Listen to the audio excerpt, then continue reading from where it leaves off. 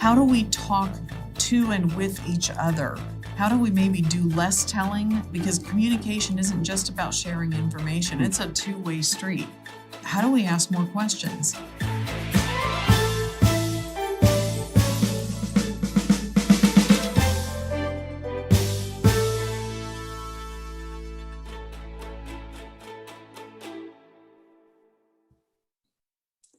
Welcome to Connect Live at Adventist Health. I'm Joyce Newmyer, the Chief Culture Officer at Adventist Health, and your host for Connect Live.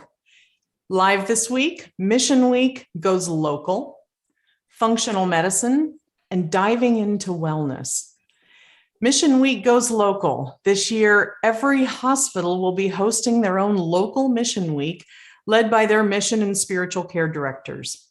They know their associates, the frontline nurses and providers who live God's love, giving hope to everyone they care for.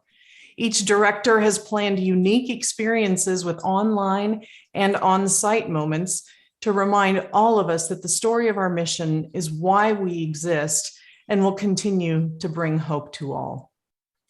Find out locally what is going to take place in your market November 1 through 5, and join in each day for a beautiful reminder of our mission to live God's love.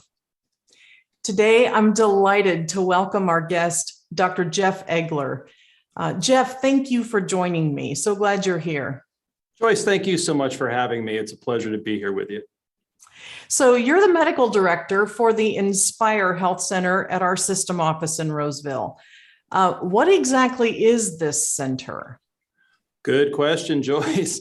So the Inspire Health Center it's very simply, it's a primary care center for our population here at the Roseville System Center campus. So our mission is to take care of our associates, our executives and their supporting teams here, as well as their families that are on the health plan.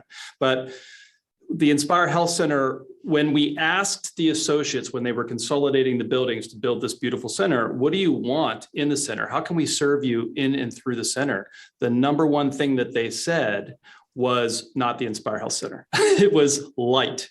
And actually they delivered on that. Tons of windows, beautiful spaces. But the second thing was that they wanted medical care.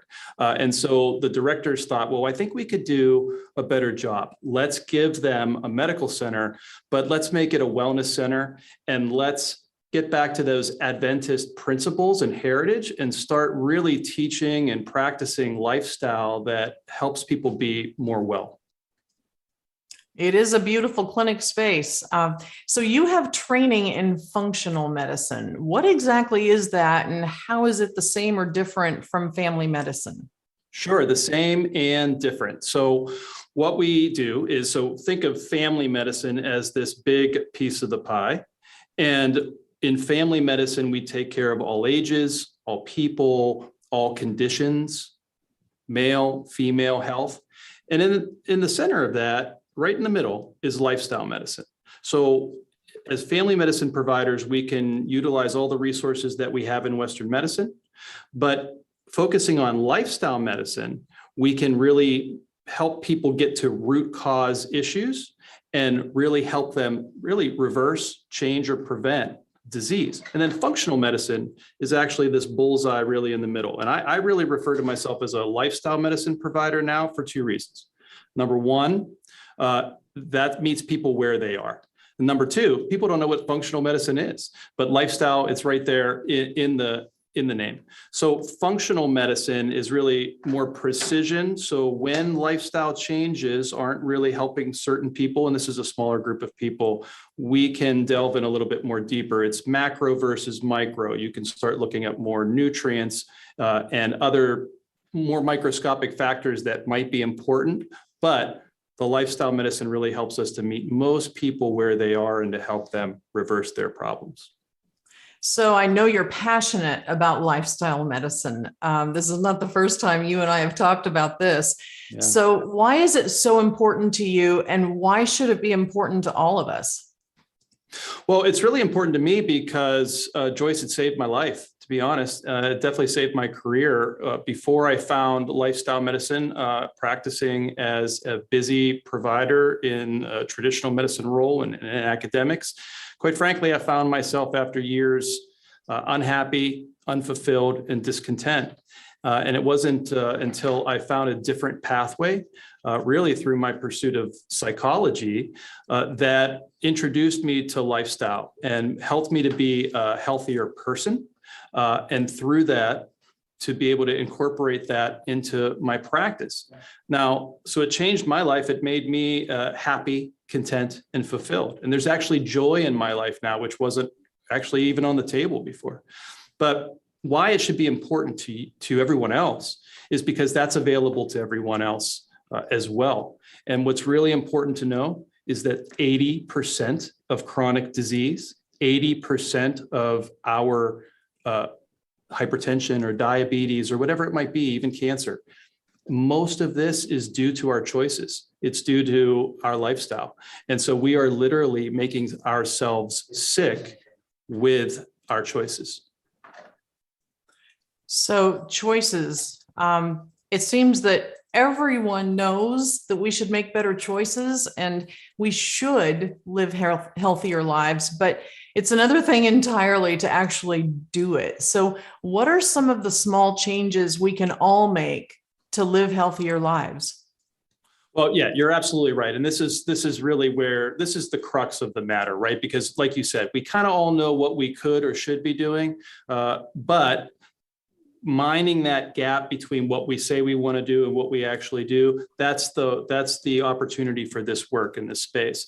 You know, what I've learned, what I'm trying to learn for myself is that someday, as we've talked about before, it's not a day of the week. The only day that we really have to affect change is today. So we have to take those opportunities. But let me tell you a quick story that I think is really important in terms of how we can really make a difference. When I was in my psychology master's program, spiritual psychology program, actually, there was an exercise that they had us do where 200 people were in this room in this program, and we pushed all the chairs out of the way, and there was a big beam 33 feet away, and then there was a little ring 3 feet ahead. And you could choose, do I want to go for the ring, one toss, get it on the beam 33 feet away, or you could go for the 3-foot toss. But the trick was, if you got it on the 3-foot toss, then you got to go again. And so there was a very small group of people that wanted to go for the gold, right? They wanted to go for the big win. I'm going to throw the hoop and get it on there. And then a much bigger group went for more the sure thing, which I thought was interesting because it's just a game. I thought more people would be risky and kind of go for it, but most people went to the safe bet. And what we saw was that when people took the 33-foot toss and they fired off this ring, and most of them missed, right? There was 1 or 2 people that actually got it on. And when they did, the crowd went crazy. People were high-fiving back when that was a thing. And everybody got really excited because that's the story that we all love, right? We love that like big win story. And that's the story that we have in our heads when we see ourselves, we get the gym membership, we lie to ourselves and we're going to get the 6-pack back, right?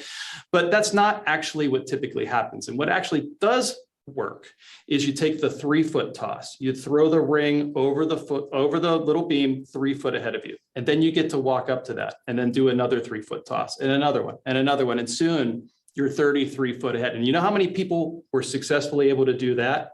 Almost all of them. So that's how we make change. 3-foot tosses, small changes more consistently. Boy, as a baseball fan, I love that because sometimes it's the singles and the doubles and the triples that win the game, not always the home runs, right? Right. And I'm not suggesting you don't take your big swings. Sure. I just don't think it should be your main strategy. Got it.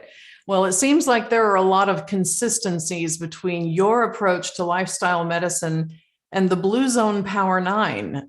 Do you see synergies between the work you do and the work that the Blue Zones team is doing at Adventist Health? Absolutely. I've been through a lot of paradigms now, and fortunately they all fit. A lot of this it's not rocket science, right? This is a lot of people, like you said, we kind of know what to do, but Blue Zones and lifestyle medicine they are one and the same, basically. And so while we're integrating Blue Zones and Blue Zones concepts into our clinic, we're also hoping to be able to share this with our communities. And I think it's a great match. To me, Blue Zones is more sort of an intuitive process where you see these cultures and these communities that have evolved in a certain way through natural selection and their choices to demonstrate to us what works. Whereas lifestyle medicine is us sort of observing what's really not working and helping people to try to do things differently. And so Blue Zones gives us a map for that. Oh, that's great. It's a 1-2 punch, right? Well, right.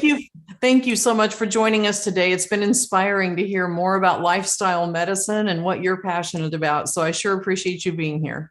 Thanks again for having me, Joyce. It was a pleasure spending some time with you. Take care.